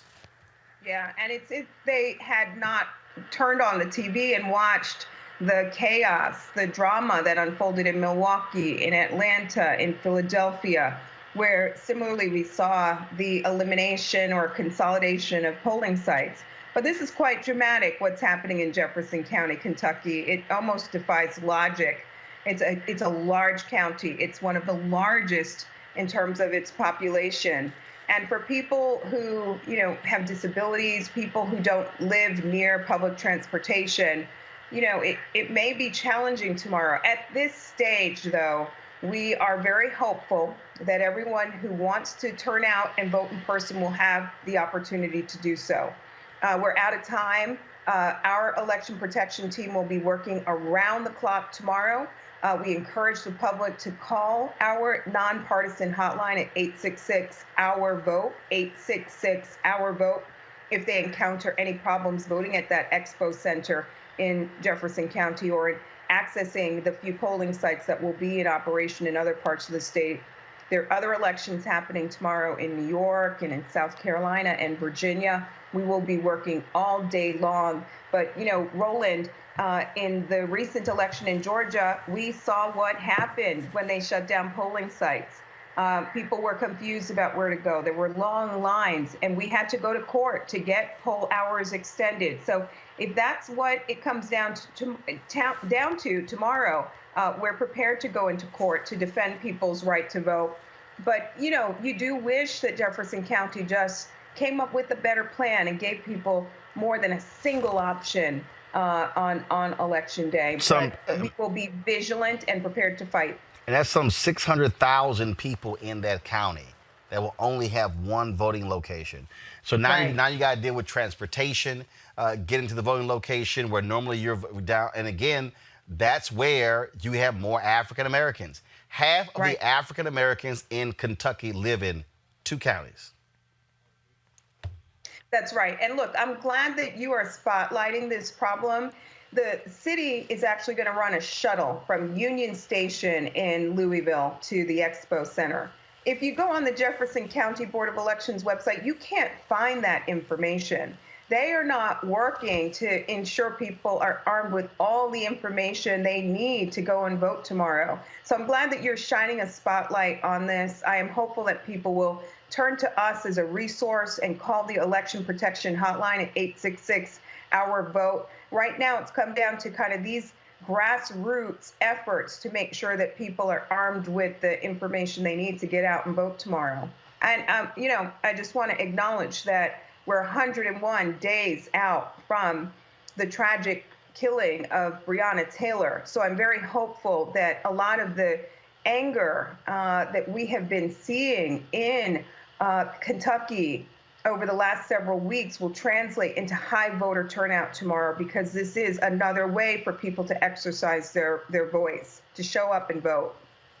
And again, the work of the Lawyers Committee for Civil Rights Under Law is extremely important because, and I tweeted this weekend to the folks, is that the reality is we can't keep saying, hey, we need folks to fight for us. We also don't have folks who are supporting, and that you're absolutely right, taking people to court, taking these states, because we are about to be into the battle for our lives. Donald Trump and Republicans, they want massive voter suppression. They are recruiting 50,000 people to be at these polls, Christian, in order to dissuade folks from voting come November. They're fighting left tooth and nail when it comes to mail-in balloting. It's real clear what they are doing, and we had better be fully prepared for the onslaught that is coming, because it is coming. That's right. True the Vote, Judicial Watch, there are all of these well-funded, nefarious groups that have one goal, and that's to lock out people from the ballot box, African Americans, people of color, poor people. And we're in the court fighting back. We're not letting them get ahead of us. We just defeated True the Vote in an effort to deny people access to absentee ballots in Virginia, and we're going to stay on top of them and keep fighting. This is one of the most consequential elections of our lifetime. Voter suppression, though, alive and well, will be met with the brute force of civil rights lawyers that are determined to use the courts to make sure that everyone has voice in 2020. I am, of course, right now. Guys, pull it up, please. Showing your graphic, Moving America Towards Justice. Where can people actually donate to the Lawyers Committee for Civil Rights Under Law? You can visit our website at www.lawyerscommittee.org and hit the donate button, or go to Cash App, Racial Justice, and make a donation to support our fight today. We need to make sure that everyone has voice in our democracy and is able to vote in 2020. All right, folks, going to go to a quick break. We come back. A noose found in the garage of NASCAR's only black driver, Bubba Wallace. And wait until you see the show of solidarity today by the other drivers at the Talladega race. That's coming up next on Roland Martin Unfiltered. You want to support Roland Martin Unfiltered? Be sure to join our Bring the Funk fan club. Every dollar that you give to us supports our daily digital show. There's only one daily digital show out here that keeps it black and keep it real as Roland Martin Unfiltered. Support the Roland Martin Unfiltered daily digital show by going to RolandMartinUnfiltered.com. Our goal is to get 20,000 of our fans contributing $50 each for the whole year. You can make this possible. RolandMartinUnfiltered.com. Federal authorities descended on Talladega Superspeedway today to investigate the discovery of a noose in the garage stall of Bubba Wallace. The entire industry rallied around the Cup Series' only black driver. It was Wallace who successfully pushed NASCAR to ban the Confederate flag at its venues less than 2 weeks ago. In a show of support, Wallace steered the number 43 to the front of pit row.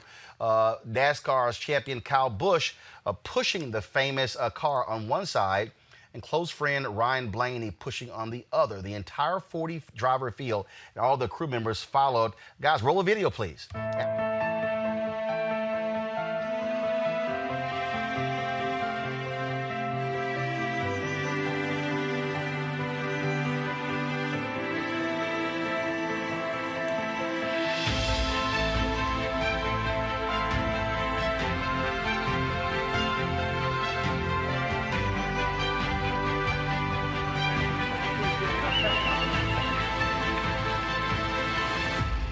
NASCAR issued a statement saying the presence of the Confederate flag at NASCAR events runs contrary to our commitment to providing a welcoming and inclusive environment to all fans, our competitors, and our industry. Bringing people together around a love for racing and the community that it creates is what makes our fans and sports special. The display of the Confederate flag will be prohibited from all NASCAR events and properties. Mustafa, what did happen though, is that there were fans who were outside of the track area that was selling Confederate flags, angry with NASCAR's decision, many saying they'll stop actually going to the races. But this news, here's the deal. I've actually attended, I've covered NASCAR races. That area, the garage area, that's a secure area. Okay, it's not easy to get into there. The FBI is now investigating, and I'm sure there are cameras all over the place. Look, somebody placing a noose in his garage stall, that's serious. Yeah, and it could be considered a hate crime. You know, systemic racism has always tried to silence the voice of black folks and white allies. And, you know, I talked about that earlier today, and this is just another example. When men and women of good conscience stand up, you know, there are always going to be consequences. There are going to be those folks who are going to want to push back against that. So it was great to see, you know, all those different folks coming together. It's great to also see NASCAR doing the right thing and standing up and saying, you know, these old symbols of hate, of slavery, of trauma, they have no place in 21st century America. Let's go to Avis. Avis, again, what you're dealing with systems. And look, NASCAR, let's be real clear. I mean, I get the change, but NASCAR encouraged the Confederate flag. It encouraged, this was a Southern sport. That's their core base. And they encouraged this for all these years. It's not going to change overnight. No, it's not going to change overnight. And, you know, this particular event which was, I would say, it was a threat. It was a threat against his life. I believe it was meant to intimidate. And his safety was compromised if somebody was able to get into that private area. People will fight to maintain these symbols of racism. Racists will fight to maintain symbols of racism. But I certainly, you know, feel hopeful and happy to see that level of solidarity that we're seeing on the screen right now. And to tell you the truth, I was shocked when NASCAR went ahead and made that decision as quickly as it did. But as you mentioned, one might have expected that there were going to be an element that was going to fight back, and that's what we saw today. But it's not going to be the end of the story. I think that those who are on the right side of history will ultimately prevail. Eugene, again, when you see those drivers, when you see all those drivers park their cars and their crew teams, move that number 43 all the way to the front. I mean, that was obviously a show of unity, but the reality is that doesn't change how people feel. NASCAR has to do a hell of a lot more when it comes to reaching out to their southern core base, people who love the Confederate flag and, frankly, who have no problem celebrating those white domestic terrorists. Look, the thing is this, right? NASCAR is 2 weeks into this game. Decades of celebrating the Confederate flag, of welcoming racists, of being a safe space for those things. They're 2 weeks into the realization that all lives matter, because now they actually understand that Black lives matter, right? And the thing is this, they're on paper attempting cultural change, but they actually have a lot of work to do to actually shift the change of the culture of their fans, of their supporters, of their crew workers. Because I agree with you. I mean, the NASCAR stalls, the garage bays and stalls, are more secure than probably most of your NFL, NBA locker rooms. Just because of all the equipment, the sensitivity of it, the lives that are at risk if a car is tampered with or anything like that. But also to Avis's point, I can also see why NASCAR moved really, really quickly. One of the things that they've understood is that NASCAR is probably the one sport that has the most sponsors. And if just a couple of those sponsors get ready to pull their dollars in a situation like this, NASCAR could collapse. Oh, that's what it boils down to. Money talks. Simple as that. Yeah. This is the statement that NASCAR put out regarding the noose. Late Sunday afternoon, NASCAR was made aware that a noose was found in the garage stall of the 43 team. We are angry and outraged and cannot state strongly enough how seriously we take this heinous act. We have launched an immediate investigation and will do everything we can to identify the persons responsible and eliminate them from the sport. As we have stated unequivocally, there is no place for racism in NASCAR, and this act only strengthens our resolve to make the sport open and welcoming to all. The issue with that statement is that 2.5 weeks ago, there was a place for racism in NASCAR. And so, while it's great that in this moment that they're taking an abrupt stance and that they're putting their foot down, what's going to happen is they got to deal with the culture of their fans. And look, one of the conversations that myself and some of my folk been having, there probably needs to be a blackout at one of the upcoming NASCAR races in support of Bubba. There probably needs to be a couple thousand black folk that show up and say, listen, we're not going to take this shit. But NASCAR, they're 2.5 weeks into this, but, you can't put out a statement like that as if 2.5 weeks ago, you wouldn't have very well welcomed, a bunch of trailers and a bunch of campsites, tossed around the Confederate flag or effigies of Barack Obama or Trump flag with the combo of the Confederate flag. So while the statement's cool and the show unity is even better, what's best is probably NASCAR actually doing the real work to change the culture of their fan, the culture of their sport, and the culture of the environment that they create. But you also have right now where you have athletes who can make a big difference. Tavion Land, he was a quarterback for Liberty University. Jerry Falwell Sr. created that university. His son now runs it. This is what Tavion posted today on social media. Go to my iPad, please. My short time spent with the athletic department and most professors at Liberty University was much appreciated as it helped me improve my skills, gain new experiences, and meet a diverse group of friends. Unfortunately, due to the racial insensitivity displayed by leadership at Liberty University, I have decided to enter my name into the transfer portal and no longer be a student athlete at Liberty University. I pray that I am able to be provided with an opportunity at a new school that respects my culture and provides a comfortable environment. Bless it. #BLM Tavion. That is significant, Mustafa, because we see the players at Oklahoma State who went after Mike Gundy. We're seeing what happened to the football players at Iowa State, the black players at Iowa State. The strength and conditioning coach has been fired. We're seeing this at other places where you had down at the University of Alabama, their gymnastics team. We're seeing this in other places. We are seeing these young athletes not afraid of losing scholarships, not afraid of head coaches. They are standing up to racism and bigotry, and this is huge.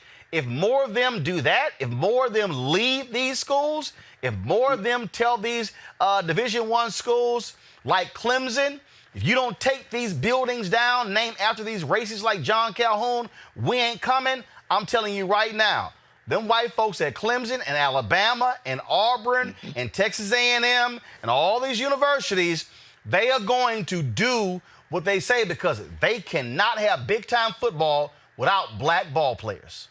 Exactly. And that's how you change the system, is by putting that leverage on them, because they know that's going to affect the ticket sales and that's going to affect the overall revenue.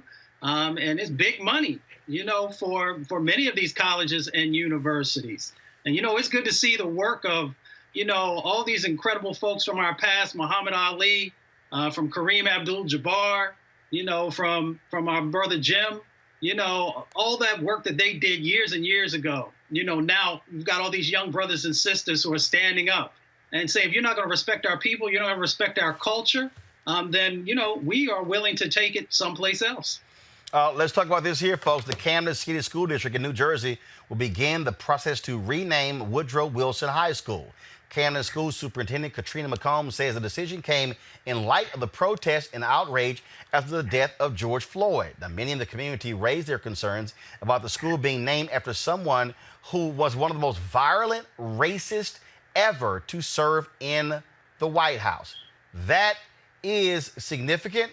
What we saw over the weekend, we saw folks bringing down various statues of Confederate leaders. You also see in New York the removal of a statue of Theodore Roosevelt, where he was flanked by an American Indian on one side and an African on the other side. Many people have talked about his colonialism.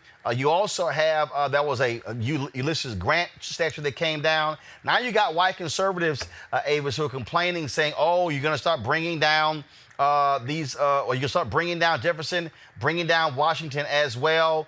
What's next? I'm going to find out. Matt Schlapp was like, oh, Jesus is next. And so, is that going to be happening next? And I'm going, what? And of course, I saw Bakari Sellers.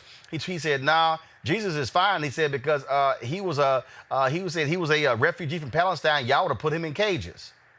Yeah. Yeah, I mean, well, that is so ridiculous. Here's the reality. Symbols matter.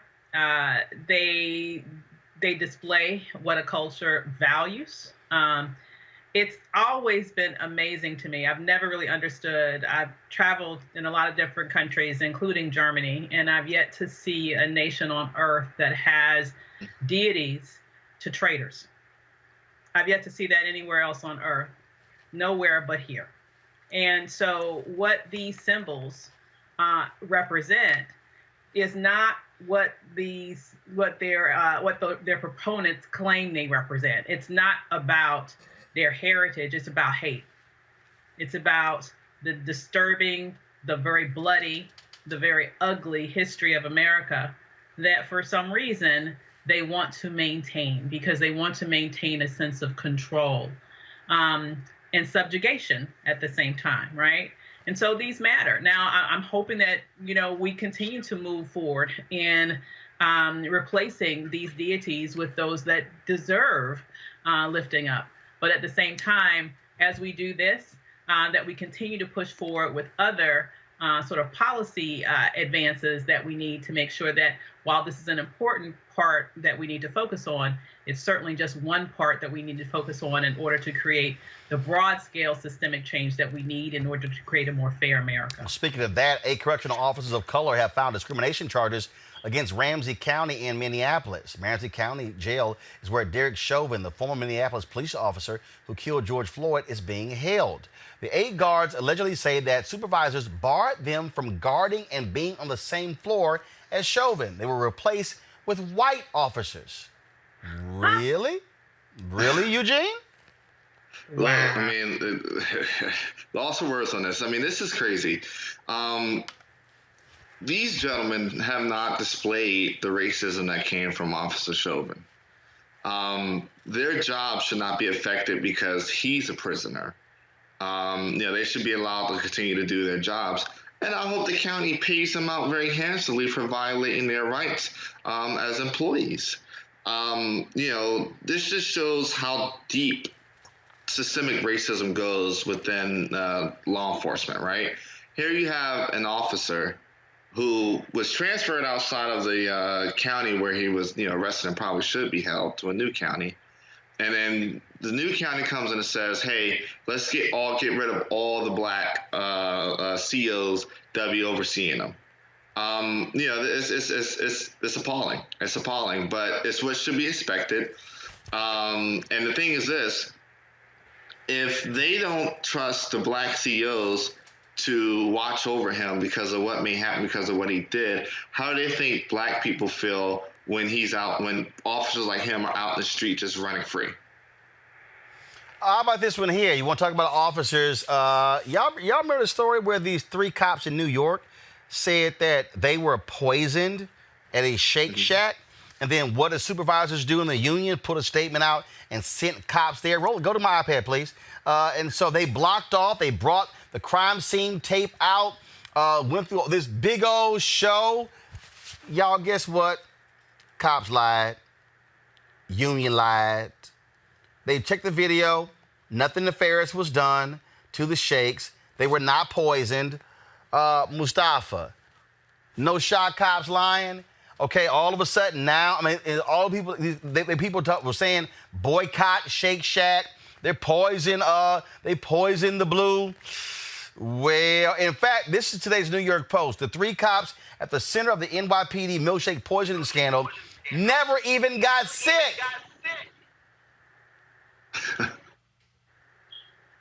You know what? It just gets so ridiculous sometimes. Folks knew that they hadn't been poisoned. There are no cases across the country of police officers being poisoned from various establishments. But what we can do is I can point folks to communities that have been poisoned, but you don't get the same amount of attention when it's black and brown folks who are actually dealing with these types of injustices. So we really just got to get our priorities straight, and folks understand if we've got a system, a law enforcement system that, has had these problems for decades and decades, let's fix it. Let's stop acting like it doesn't exist. No one is trying to poison police. They are trying to fix a poisoned system. First of all, speaking of police officers, one of the cops, of course, who was involved in the death of George Floyd, who's out on bail, actually was shopping this weekend. And there was a woman who ran to him. Let's just say she wasn't too happy to see him shopping. Press play. What's your name? Oh, yeah, that's me. It is you. Mm-hmm. So you're out of prison. Yes. And you're comfortably shopping in Cub Foods as if you didn't do anything. I wouldn't call it comfortably. I'd just say getting necessities or helping. I don't think you should have that right. I don't even think you should be out on bail. I can understand. How does it feel? I'm sorry you feel that way. No, you're not sorry. You're literally outside here comfortably as if you didn't kill that man. Did you think that people weren't going to recognize you? Honestly, did you? You don't have the right to be here. You killed somebody in cold blood. You do not have the right to be here. I'll get my stuff paid for. No, we don't want you to get your stuff. We want you to be locked up. You're honestly in Cub Foods comfortably shopping out of prison. Do you feel any remorse for what you did? Do you? This is the officer who was let out of jail today for shooting George Floyd. Suffocating him. You're not going to be able to comfortably go around Minnesota like this. I pulled up the picture. I knew it was you. One more minute. It's just he was there when they were killing him. And it's just this is crazy that you're here just thinking everything's okay. You don't want to apologize. You don't want to say anything. No. Because this video is going to be on the internet. Yeah, he has the nerve to literally come outside thinking that we don't know what he looks like. How dare you? You're not going to be able to comfortably live in Minnesota after this, or anywhere. And you will be going back to jail. Trust. Yeah, he bailed out. How'd you get the money? How'd you get the money? And you're lucky that they don't have your address. You're lucky that they don't have your address. Hi. This is one of the police officers that was involved in killing George Floyd. He was out on bail today, and he's over here comfortably shopping in Cup Foods as if. Avis, is she right? Is she wrong? Should she have shot that video and distributed it on the internet? I can understand the frustration. I'm sure that Mr. Floyd would like to be out getting his necessities too, but he can't because he's dead, and his family will never see him again. So he doesn't have those choices. And I think she was angry, she was upset, and he's fine. He gonna go home tonight and eat those Oreos. Ain't nothing gonna bother him. I honestly, I can't muster up an ounce of sympathy for him. Eugene. Look, if we're going to push for a fair justice system, part of that fair justice system is that we all play by the same rules. He was able to bond out. I would like to find out how he came up with whatever was required for the $1 million bond. I think most of folk will have a hard time coming up with either the 10% or the value for $1 million bond. But I think it's fine for her to shoot that video. I think at this point, he's a public figure or was a public servant. So either way, she's in the clear. And look, it should be uncomfortable for him. If he wanted comfortability, he should, protect and serve, and that protect life part of that protect and serve. So, I'm 100% okay with it. Mustafa. $100,000 to be able to get out of jail. And I was sitting here thinking about the tens of thousands of black and brown men, probably more than that, hundreds of thousands, who haven't been able to raise the funds, so they had to sit in jail, sometimes when they weren't even guilty. So, when we think about it in that context, it becomes even more egregious.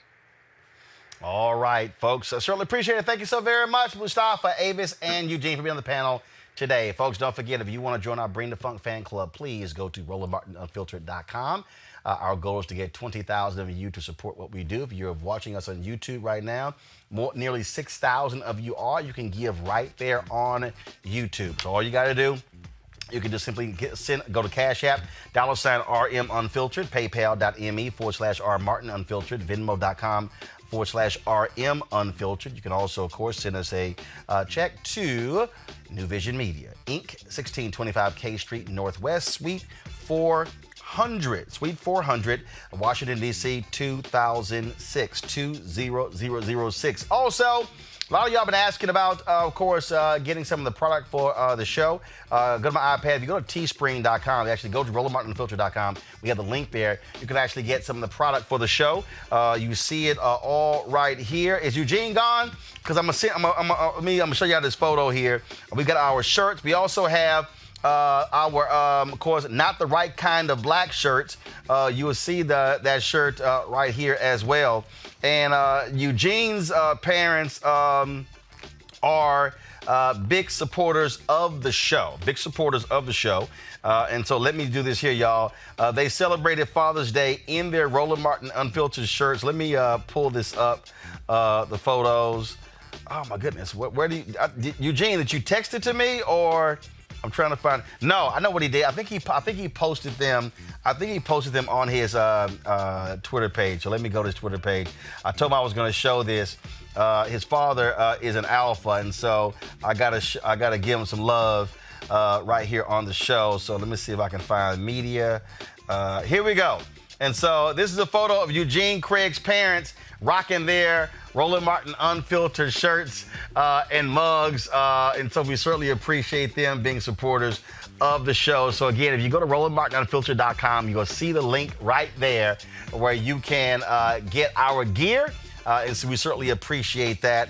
And so you know what we do. Our goal, very simple here, folks, is to give you the kind of news and information you're not finding anywhere else. And so RolandMartinUnfiltered.com. Again, if we can get 1,200 more, actually 1,800 more people, we hit 10,000 of our fans who are members of our fan club. That's hugely important because, again, y'all, We understand what's happening out here. Look, mainstream media not gonna cover our stuff. Yeah, they talking about George Floyd right now. Don't you just love all the black panelists you see in all the mainstream? That y'all know that ain't how they roll, but we do that every single day here, bringing you some of the best experts, grassroots activists, civil rights organizations who are doing the work, and so we certainly appreciate it. All right, folks, tomorrow I'm gonna have a brother from LA who posted something on Facebook seeking black editors, black video editors, but the white folks lost their mind and called him racist. We're gonna have him on the show tomorrow, right here in Roland Martin Unfiltered. All right, I'm gonna see y'all tomorrow. Houston, stay strong. Y'all know I love my hometown.